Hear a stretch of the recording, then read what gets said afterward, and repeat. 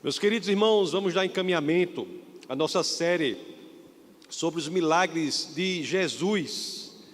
E hoje nós iremos estudar o milagre da cura do filho do oficial do rei. O oficial que servia ao rei Herodes.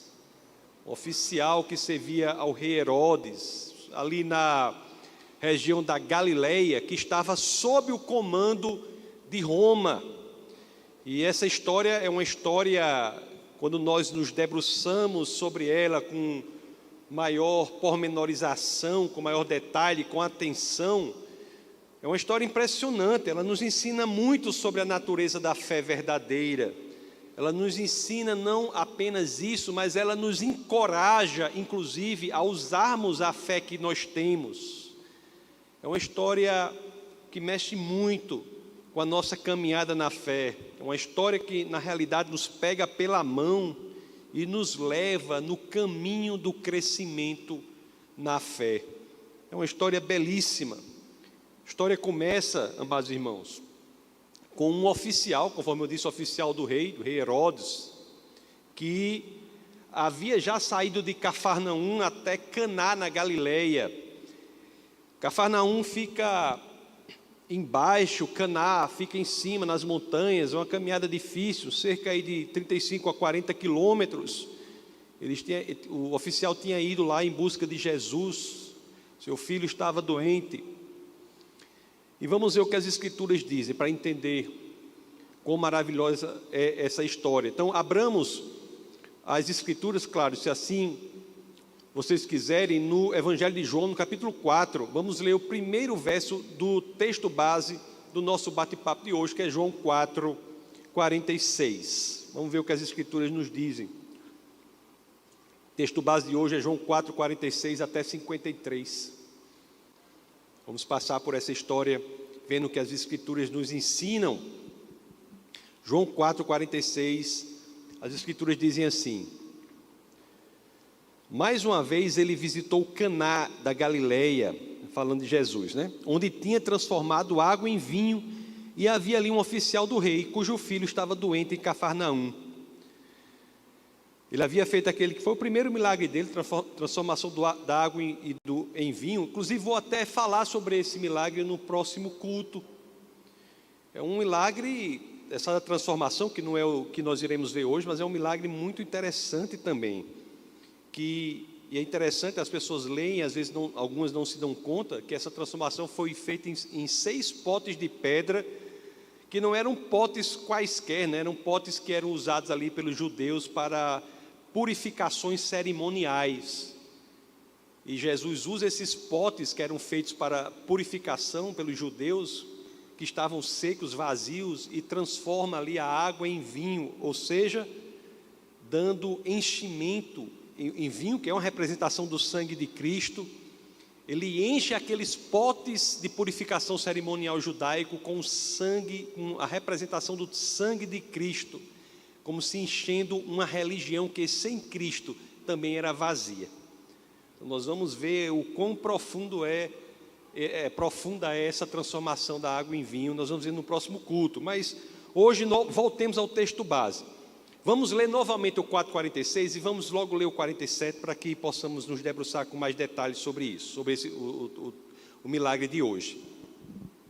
Mais uma vez, voltando, João 4,46. Mais uma vez ele visitou Caná da Galileia, onde tinha transformado água em vinho, e havia ali um oficial do rei, cujo filho estava doente em Cafarnaum. E o 47 diz: quando ele ouviu falar que Jesus tinha chegado a Galileia, vindo da Judeia, procurou e suplicou-lhe que fosse curar seu filho, que estava à beira da morte. Mas, irmãos, quando nós lemos isso, imediatamente nós identificamos que aquele oficial estava em uma situação em que muitos se encontram hoje em dia. Quem era esse oficial? O oficial era alguém que tinha ouvido falar de Jesus, mas não tinha uma experiência pessoal com Jesus. Alguém que havia ouvido falar do milagre que Jesus fez, a transformação lá da água em vinho, mas alguém que não tinha experiência, alguém cuja fé era pequena, E quantos estão assim hoje em dia? Com a fé baseada em quê? Em uma informação que Jesus fez milagre na vida de outra pessoa ou fez algum outro milagre. Quantos estão assim hoje? Relacionando com Jesus dessa forma. Jesus é alguém de quem eu ouvi falar, alguém que eu sei, eu ouvi falar que ele fez milagres, transformou, fez isso, aquilo, mas eu não tenho uma experiência pessoal com Jesus. Fé pequena. As pessoas dizem assim, tem uma fé tão pequena. É muito comum a gente ouvir isso no meio cristão, a gente vê. Tem gente que pede até oração, né, pastor? Ore para que minha fé aumente, como se fosse preciso oração para aumentar a fé de alguém, quando é a exposição à palavra do Senhor, o estudo das Escrituras que faz com que a fé aumente. Agora vamos pensar, o que o oficial fez naquela situação ali, seria o mesmo que muitos outros fariam? Pessoas que têm fé pequena fazem o quê? Às vezes não fazem o que o oficial fez, porque o oficial não tinha uma fé grande, uma fé pequena, mas ele não desprezou a fé que tinha. O oficial, ele tem uma decisão que as pessoas, de modo geral, não têm quando elas mesmas dizem que tem fé pequena. O oficial não. Esse oficial, embora a fé dele fosse uma fé de ouvir falar que Jesus fez isso ou aquilo, mas era uma fé que o oficial não a negligenciou. O oficial pôs em ação a fé pequena que tinha. O filho do oficial, como vocês sabem, estava lá em Cafarnaum, a 40 quilômetros de distância de Caná, nessa cidade em que ele encontra Jesus. E o oficial foi lá, e não é fácil, né? Subiu a montanha, é uma ladeira para ir para Caná de Cafarnaum, foi lá a ladeira acima, em busca de Jesus, em busca do seu milagre. Milagre que era a cura do filho que estava morrendo. Mas, irmãos, vamos entender a fé. Nosso Deus é sim um Deus de maravilhas. O nosso Deus é sim um Deus que ouve orações. Ouve orações. Até hoje eu sou impressionado com a oração que tem lá no livro de Salmos 147, no verso 9. Vamos ler do 7 ao 9. Salmos 147, do verso 7 ao 9. Essa oração do verso 9 é incrível. Salmos 147, do verso 7 ao 9. Cantem ao Senhor com ações de graças, ao som da harpa façam música para o nosso Deus. Ele cobre o céu de nuvens, concede chuvas à terra e faz crescer a relva nas colinas. E o verso 9 aqui fala de uma oração. E ele dá alimento aos animais e aos filhotes dos corvos quando gritam de fome. Deus atende até a oração dos filhotes dos corvos. Se até os animais gritam de fome, Deus atende, Deus os alimenta. Até filhotes gritam de fome, o Senhor não os deixa desamparados. Se até os animais suplicam por milagres aqui na terra, por que também não poderíamos orar por milagres aqui na terra? Por que não? Nós podemos. É legítimo orar por milagres, é legítimo orar por essas coisas, é legítimo. Mas aqui vai o grande aprendizado, amados irmãos. Embora seja legítimo nós orarmos pelos milagres aqui na terra, o que é errado é construir a nossa fé na dependência do milagre. Esta é uma mania horrível.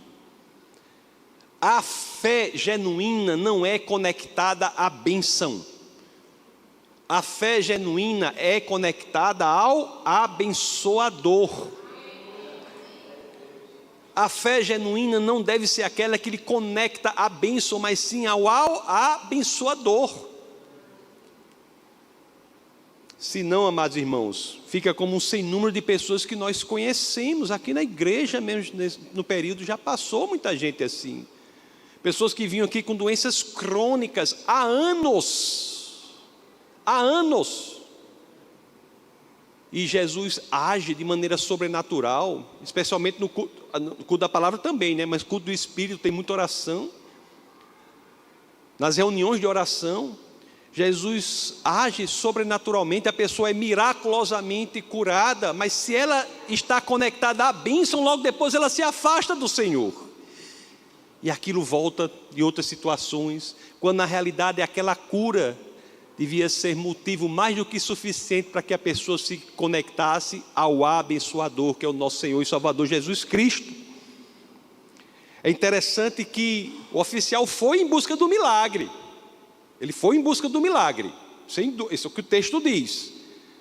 A cura do filho.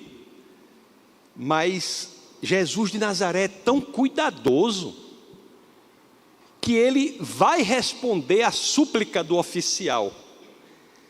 Mas ele é tão cuidadoso que ele responde confrontando o tipo de fé que o policial apresenta, que o oficial apresenta. Ele confronta o tipo de fé que o oficial apresenta para que o oficial não desenvolva um tipo de fé errado, que o conecte à bênção e não ao abençoador. Olhe como Jesus responde aqui. Vamos ler o verso subsequente. Nós lemos João 4, 46, 47, o subsequente é 48. Leiamos, portanto, João 4, 48, para ver como Jesus confronta o tipo de fé do oficial. Quão cuidadoso com nossa vida é o Senhor, Ele vê profundamente, Ele não é míope em nossa vida, Ele vê na frente. E olha aqui o que João 4, 48, Jesus diz. Disse-lhe Jesus: se vocês não virem sinais e maravilhas, nunca crerão.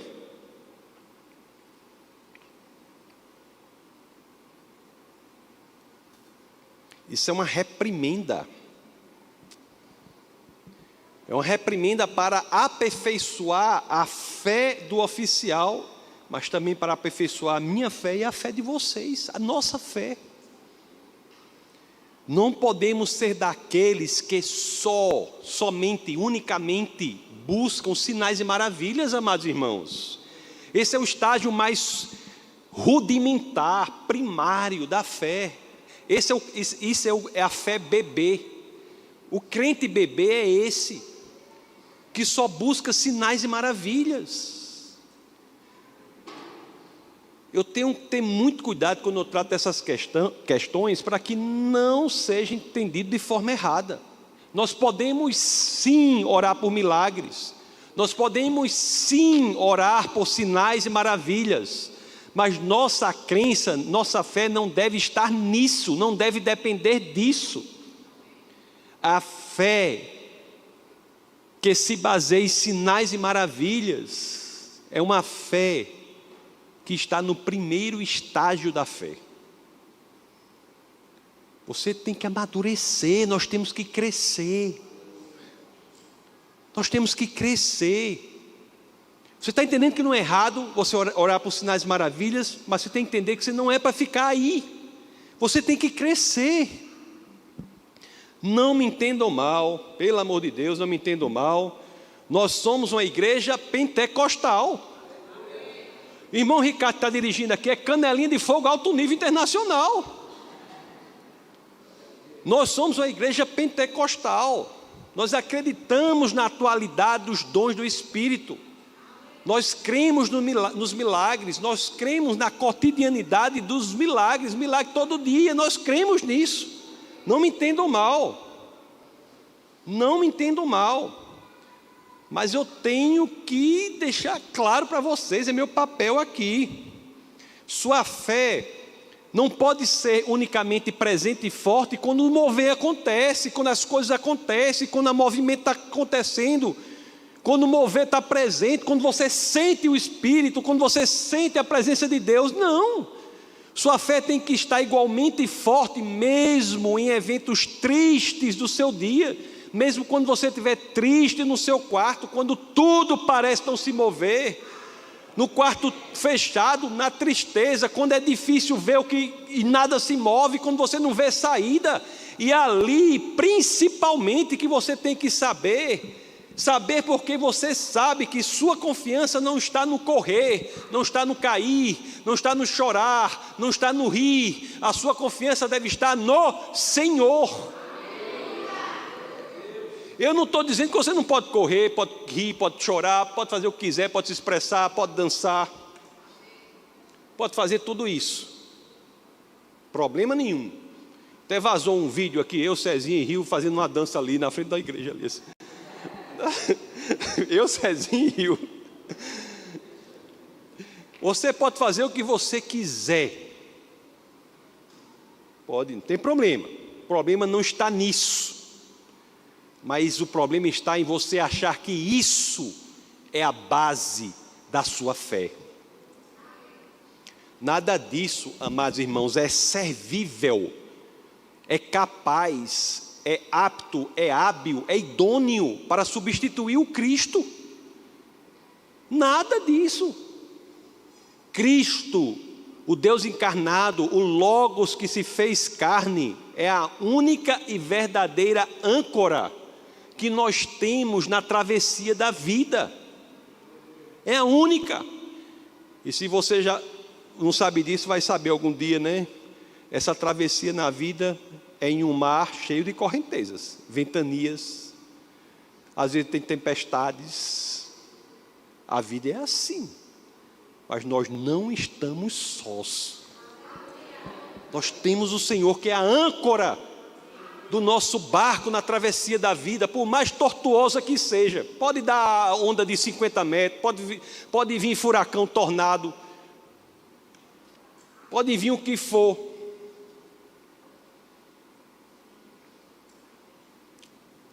Voltemos ao texto, vamos reler 4:48, e eu peço a vocês a paciência para que leiamos também 4:48 e já avancemos e leiamos o 4:49 também, porque nós vamos ver o que foi que o oficial fez após a reprimenda de Jesus. Como é que o oficial reagiu a essa reprimenda? 4:48, 49. João 4:48 diz assim: disse-lhe Jesus: se vocês não virem sinais e maravilhas, nunca crerão. E o 49, a reação do oficial é assim, ó. João 4:49. O oficial do rei disse, diante daquilo tudo, o oficial do rei disse: Senhor, vem antes que o meu filho morra.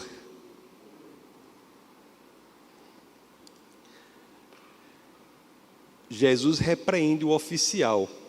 E qual é a resposta do oficial?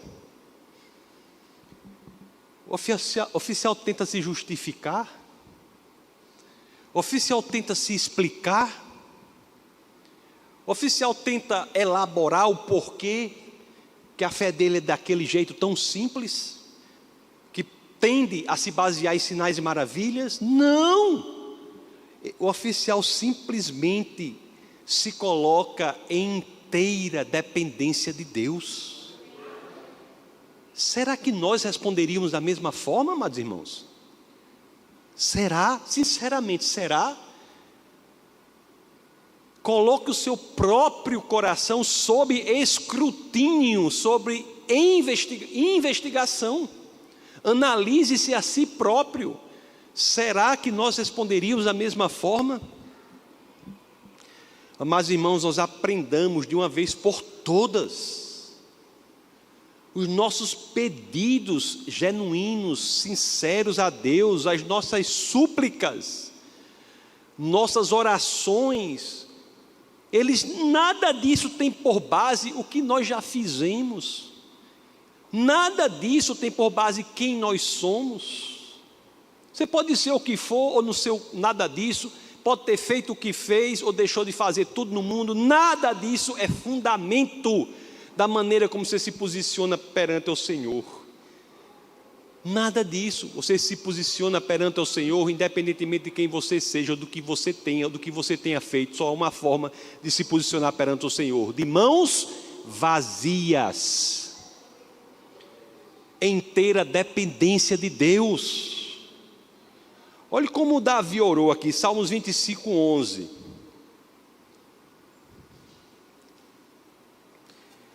Ele vai pedir perdão ao Senhor pelo pecado. E a primeira parte de 25, 11 dá o fundamento do pedido de perdão. Veja que não diz, por eu ser o rei, por eu ser isso, por eu ter feito aquilo, por eu ser judeu, não. Salmos 25, 11. Por amor do teu nome, Senhor, perdoa o meu pecado que é tão grande.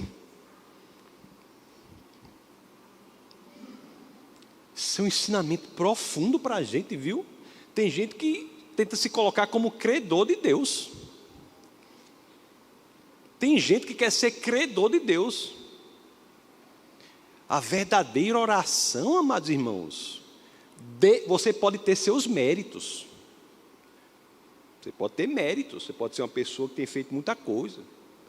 Mas esses seus méritos são inservíveis quando você se apresentar diante do Senhor. Não vale nada.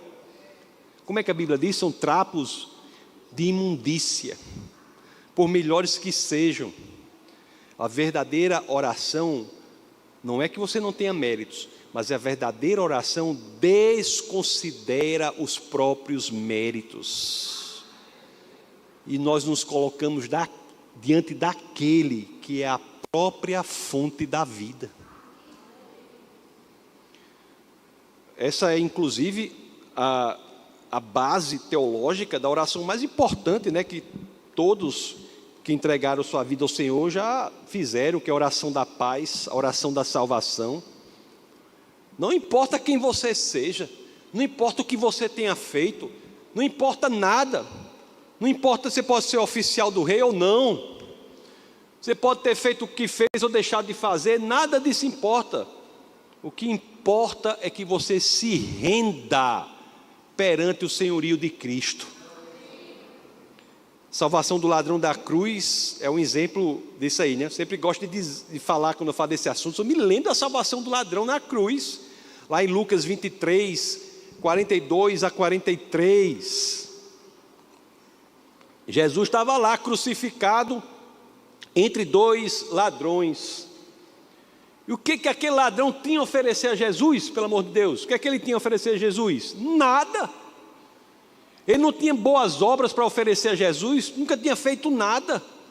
Ele tinha dinheiro para oferecer a Jesus, nunca tinha oferecido dinheiro, tinha dinheiro. Ele tinha se batizado, não tinha se batizado. O que ele tinha a oferecer a Jesus? Nada. Nada a oferecer a Jesus, nada. Não, ele não tinha, mas ele iria ter. Não, ele não podia mais caminhar nas veredas da justiça, porque seus pés estavam pregados na cruz. Não podia fazer boas obras, porque suas mãos estavam pregadas na cruz. Aquele ladrão estava na iminência da morte, não tinha nada a oferecer ao Senhor. Aí Lucas 23, 42 diz assim: então ele disse, olha a oração de salvação do Jesus, feita pelo ladrão para Jesus. Então ele disse: Jesus, lembra-te de mim quando entrares no teu reino.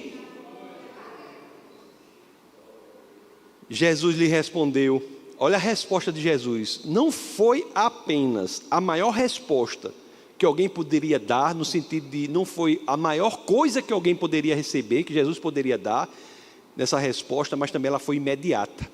O ladrão disse assim: lembra-te de mim quando entrares no teu reino.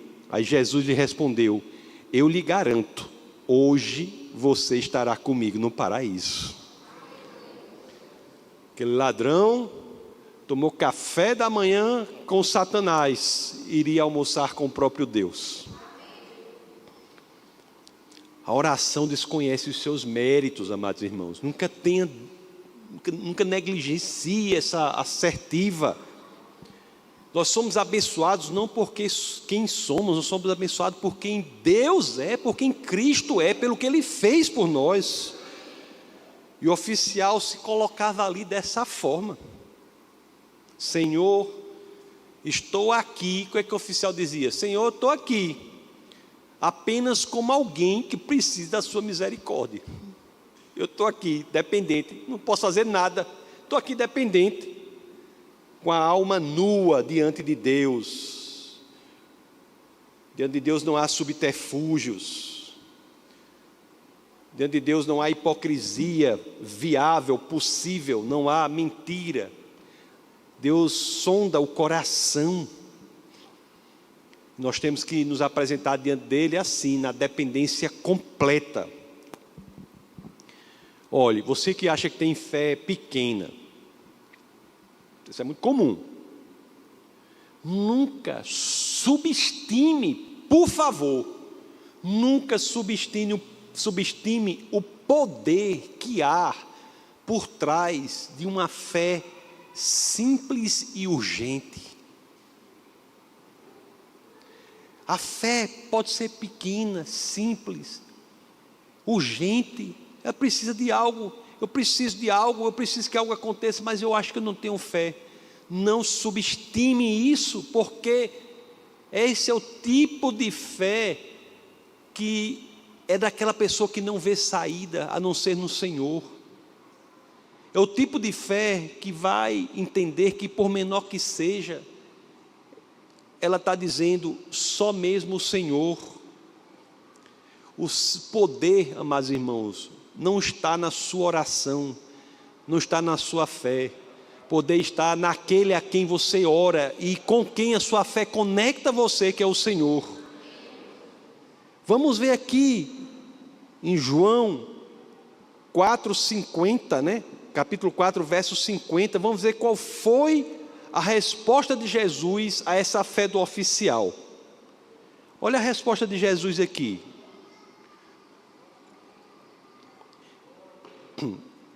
Jesus repreende, 48, né? O oficial se coloca em completa dependência dele, no 49, diz, olha, eu só estou aqui, posso ser o que for, não quero me justificar, não quero dizer nada, o que eu quero é, eu preciso de você, Senhor. E João 4,50, qual é o posicionamento de Jesus diante disso? As escrituras dizem assim, respondeu Jesus, pode ir, o seu filho continuará vivo.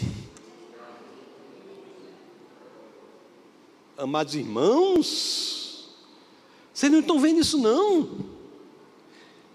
Que quando colocamos a nossa fé em prática, por menor que seja, a resposta que vem de lá do Senhor é maior do que a gente pode imaginar. É maior. Uma fé pequena, mas grande o suficiente para levar um homem a Cristo. É uma fé que leva a pessoa àquele que tem o poder de transformar a situação para a qual nós não vemos saída. Entende a lógica? Nós não vamos nos debruçar sobre isso agora, investigar, mas você entende a lógica da fé do tamanho de um grão de mostarda? Entende essa lógica? Lá em Mateus 17, 20.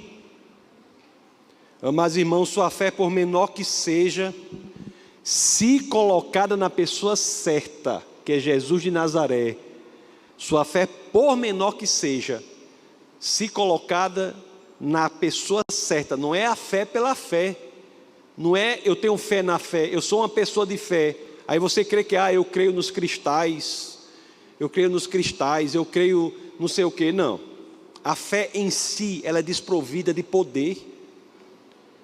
A fé é um canal que conecta você àquele que tem poder infinito, que é Deus encarnado, Jesus Cristo. O poder não está na fé, mas está em Cristo Jesus, que é o Deus encarnado.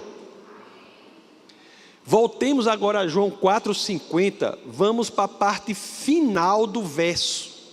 Nós lemos a primeira parte, vamos ler a parte final, que é muito importante.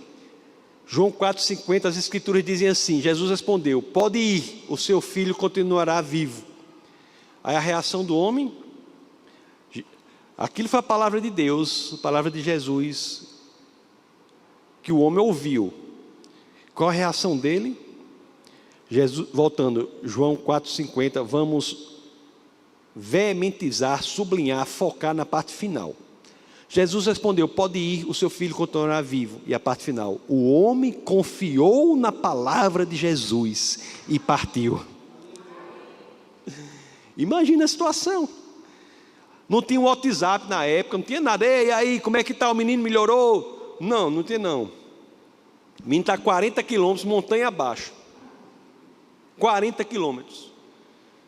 O caba chega para Jesus, Jesus diz assim para ele, olha, a palavra de Jesus é a seguinte: pode ir, o seu filho continuará vivo. O homem ali confiou na palavra de Jesus e partiu para casa. Não replicou, não questionou a ordem do Senhor, ele simplesmente creu. Pois é, amados irmãos, ele creu em quê mesmo? Na palavra. Na palavra. E ele apenas creu? Não. Ele agiu em fé. Eu estou aqui de boca mole de falar nesse culto de vez em quando, que a fé é exteriorizável, ela é perceptível pelo comportamento. A fé promove uma ação. Ah, eu tenho fé, mas você não sai com medo de não sei de quê, não vai não sei o quê, não vai fazer uma coisa para a palavra de Deus, porque medo não sei de onde, não vai orar pelos enfermos com medo de ficar doente. Isso é fé onde? A fé é exteriorizável. Você vê no comportamento que a pessoa tem fé, como ele se porta, como ele se posiciona, como ele reage. Ele creu na palavra e partiu. Partiu. Não, você preste atenção na história como era aqui. Não tinha o WhatsApp não, como eu disse para vocês. O oficial estava, imagina a situação, o menino estava a 40 quilômetros do oficial. Ele não sabia, por informação de outro, se o menino havia morrido, se não havia morrido, se havia melhorado, se havia piorado, ninguém sabia de nada. Ele só tinha uma informação. E essa informação era que era proveniente da palavra de Deus, que dizia: o menino viverá. Meus queridos irmãos, de uma vez por todas, olha que isso é difícil que eu vou dizer para vocês, viu? É mais fácil falar, inclusive para mim, é mais fácil eu falar do que agir assim. Mas de uma vez por todas, fiquemos não com o que o mundo diz, mas com o que a palavra de Deus diz sobre nós. Fiquemos com o que diz a palavra do Senhor. Não abramos mão disso por nada, meus irmãos. Eu acho interessante que esse oficial aí, eu tenho a impressão que é a pessoa que Jesus tinha em mente, que ele estava pensando naquela situação de Tomé, que Jesus disse para ele assim, né? Felizes são os que não viram e creram.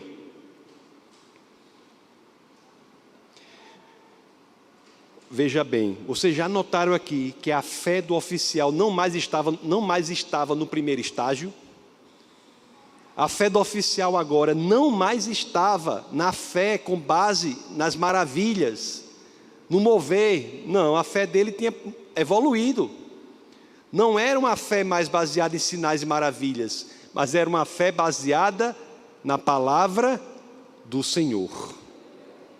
O primeiro estágio da fé, meus irmãos, é a fé que se baseia em sinais e maravilhas.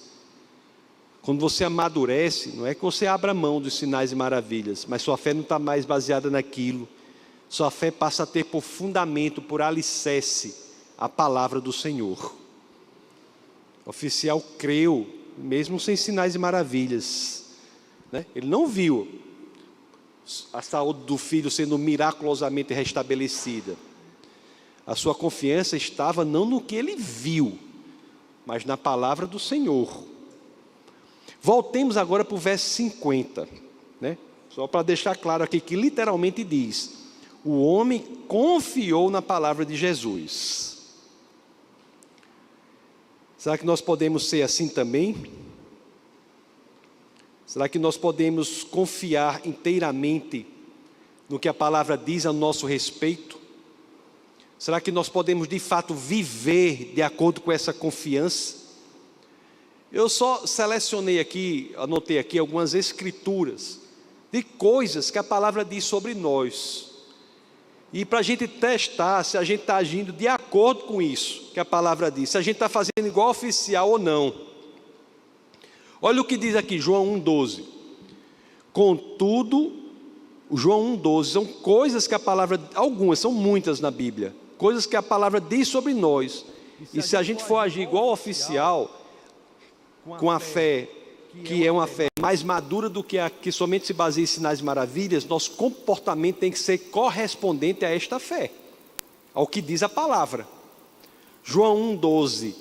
Contudo, aos que o receberam, aos que creram em seu nome, deu-lhes o direito de se tornarem filhos de Deus. Você entregou sua vida ao Senhor, você não é nada menos do que filho de Deus. Haja de maneira correspondente. Você não está só. Você se relaciona com Deus, Criador dos céus e da terra, por uma relação que as Escrituras dizem que é de paternidade. Você é filho, filiação, você é filho de Deus.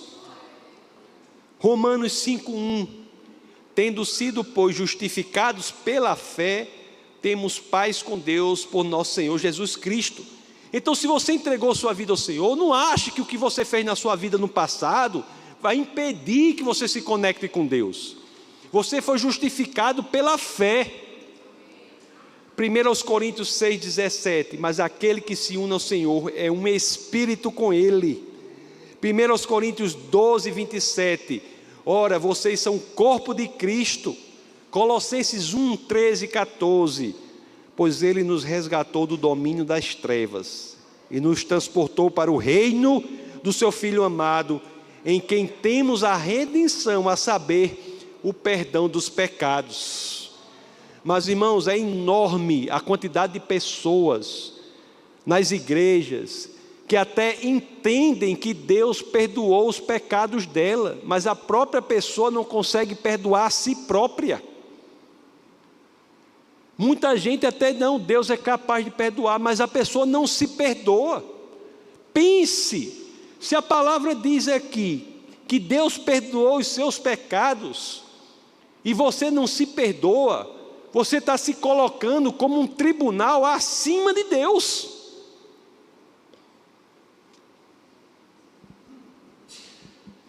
O oficial creu na palavra e isso mudou tudo. Vamos ler agora os 3 últimos versos do texto base do nosso bate-papo de hoje. Os 3 últimos versos, que é João 4, 51 a 53. Olha o que as Escrituras dizem aqui. Os 3 últimos versos. Estando ele ainda a caminho, seus servos vieram ao seu encontro com notícias de que o menino estava vivo. O oficial recebeu a notícia, o oficial ouviu Jesus dizer que o menino viveria e voltou para casa, descendo a montanha lá, indo para Cafarnaum. E as Escrituras dizem, estando ele, o oficial, ainda a caminho, seus servos vieram ao seu encontro com notícias de que o menino estava vivo. Quando perguntou a que horas o seu filho tinha melhorado, eles lhe disseram, a febre o deixou ontem, à 1h da tarde. Então o pai constatou que aquela fora exatamente a hora em que Jesus lhe dissera, o seu filho continuará vivo. Assim creram ele e todos da sua casa. Mas, irmãos, o oficial estava descendo a montanha, estava indo para casa, quando os seus servos o encontraram. E foram lá para dar a notícia do milagre ao oficial. Quando nós lemos isso, tem uma coisa que chama atenção aqui. Chama muita atenção aqui. Lá em João 4,52, vamos reler. João 4,52. Quando perguntou a que horas o seu filho tinha melhorado, eles lhe disseram, a febre o deixou ontem. A febre o deixou ontem. Então, aquele dia em que os servos encontraram o oficial no caminho para casa, era o dia posterior do milagre, certo? O encontro no caminho de volta do oficial para casa se deu no dia posterior ao dia em que houve o encontro do oficial com Jesus, em que houve o milagre, foi 1h da tarde. Está claro isso aí? Porque aqui diz, ontem. O que isso nos demonstra? Qual a informação que nós tiramos daqui?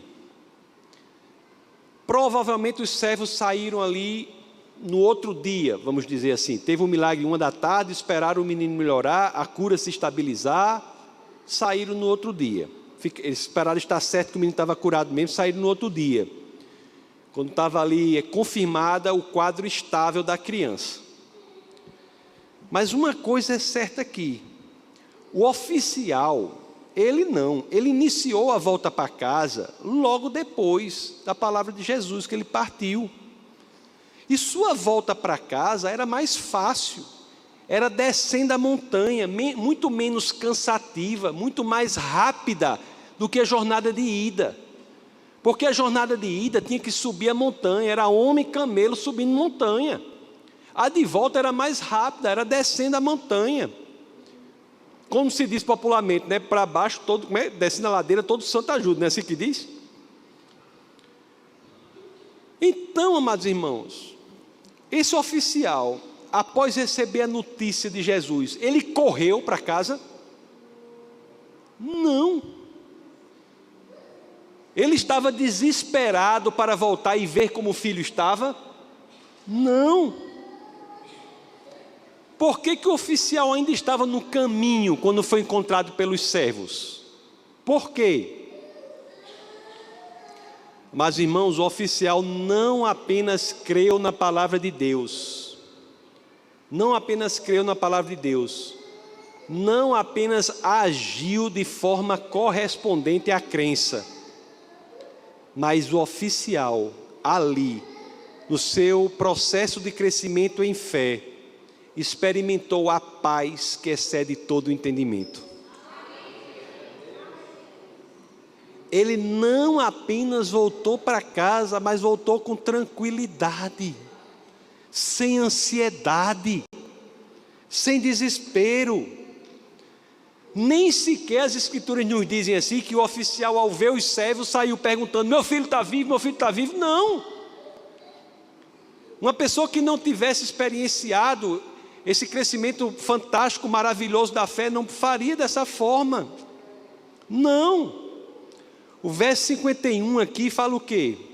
Seus servos vieram ao seu encontro com notícias de que o menino estava vivo. Nem o policial saiu: o menino está vivo, não. Esta falta de ansiedade é o que caracteriza o terceiro estágio da fé. É fácil? Não. O terceiro estágio da fé joga fora toda ansiedade. A pessoa nesse estágio, irmãos, tem a convicção de que o que está na palavra de Deus vai acontecer. A pessoa tem a convicção de que se Deus falou, vai acontecer. E por que vai estar ansioso? É por isso, com esta convicção inafastável do nosso coração, que nós vivemos a vida, por maiores que sejam os problemas, as dificuldades, os turbilhões, nós vivemos e passamos por esses problemas com a paz que excede todo o entendimento. Amados irmãos, isso é belíssimo. Nós temos aqui, no caso do oficial, nós temos um exemplo prático do que o apóstolo Paulo vem depois a escrever aos Filipenses, na famosa passagem de Filipenses 4, 6 a 7. Vamos ler. O oficial é um exemplo prático do que depois o apóstolo Paulo escreve aos Filipenses. Filipenses 4, 6 a 7, o que é que as escrituras dizem? Serve para todos nós. Não andem ansiosos por coisa alguma, mas em tudo, pela oração e súplicas e com ação de graças, apresentem seus pedidos a Deus, e a paz de Deus, que excede todo entendimento, guardará o coração e a mente de vocês em Cristo Jesus. Que coisa maravilhosa, é uma fé que faz com que nós tenhamos o nosso coração e nossa mente guardados em Cristo Jesus. Isso é o que o mundo precisa, meus irmãos. O mundo está desesperado. Ansiedade e depressão são doenças do século. E nós temos aqui a saída para tudo isso. O Senhor. Se Deus prometeu, vai acontecer. Se Deus falou, vai acontecer. Pode dar o que for. Como a gente diz aqui, pode chover canivete, o sangue dá na canela, pode vir o que for, problema que der, confusão que der, mas se é promessa do Senhor, vai acontecer. É o estágio avançado da fé que todos nós devemos almejar, buscar. Nós devemos ter a fé que aniquila a ansiedade. É uma história belíssima desse oficial de crescimento em fé. Crescimento em fé. Aí já para encerrar, você vê esses estágios do crescimento, né? Nós lemos o verso 4:48. Que falava da fé que se baseia em maravilhas, sinais e maravilhas. Disse-lhe Jesus: se vocês não virem sinais e maravilhas, nunca crerão. Ao verso 50, João 4:50, fala da fé que se baseia na palavra de Deus. Deixa eu abrir aqui. João 4:50, a fé que se baseia na palavra de Deus. Jesus respondeu: pode ir, seu filho continuará vivo. O homem confiou na palavra de Jesus. E temos aqui o verso 51, que fala da paz que excede todo entendimento, quando diz assim: estando ele ainda a caminho. Se ele tivesse ansioso, já tinha chegado há muito tempo. Se andar 35, 40 quilômetros ladeira abaixo naquela época, que os homens eram homens, chegava muito mais rápido. Interessante que 8 séculos antes de Jesus, dessa época que nós estamos lendo, dessa situação, o profeta Isaías, ele dá uma descrição belíssima desse terceiro estágio. 8 séculos antes, o profeta Isaías, lá em Isaías 28:16. Por isso diz o soberano Senhor: eis que ponho em Sião uma pedra já experimentada, uma pedra angular, para alicerce seguro. Aquele que confia jamais será abalado. Para terminar, amados irmãos, eu peço licença a vocês para lhes fazer uma pergunta. Vocês notaram aqui a bênção maior de todas? Falei aqui que tem, né, irmãos que vêm, nós oramos, uns oram pelos outros. Quem cura é o Senhor, não é o pastor, nem a pastora, é o Senhor. Pessoas aqui que vêm, são curadas, têm vidas transformadas, histórias transformadas, mas algumas delas decidem não entregar sua vida ao Senhor. E Deus respeita o livre-arbítrio, né? Todo mundo respeita o livre-arbítrio, a pessoa segue sua vida, mas perdem o que é melhor. O milagre é bom, amados irmãos, mas o milagre tem um fim ainda mais supremo, mais perfeito. O milagre, ele não simplesmente se circunscreve a solucionar aquele problema momentâneo. O milagre faz isso também, mas as coisas de Deus são tão maravilhosas que o milagre é, acima de tudo, uma ferramenta que o Senhor utiliza para algo muito maior.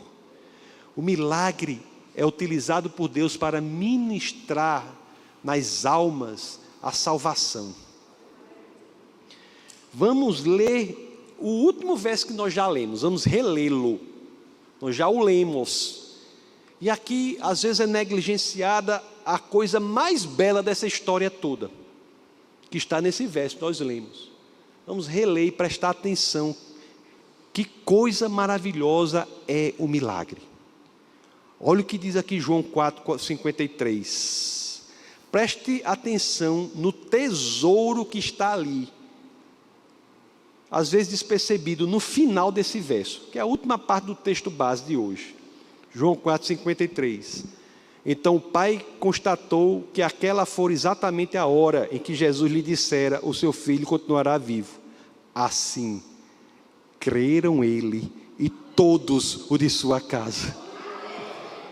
Amados irmãos, vocês estão vendo aqui, O fim principal não era a cura do filho, mas era também era o fim, mas não era o principal. O fim principal era a cura da alma de todos da família.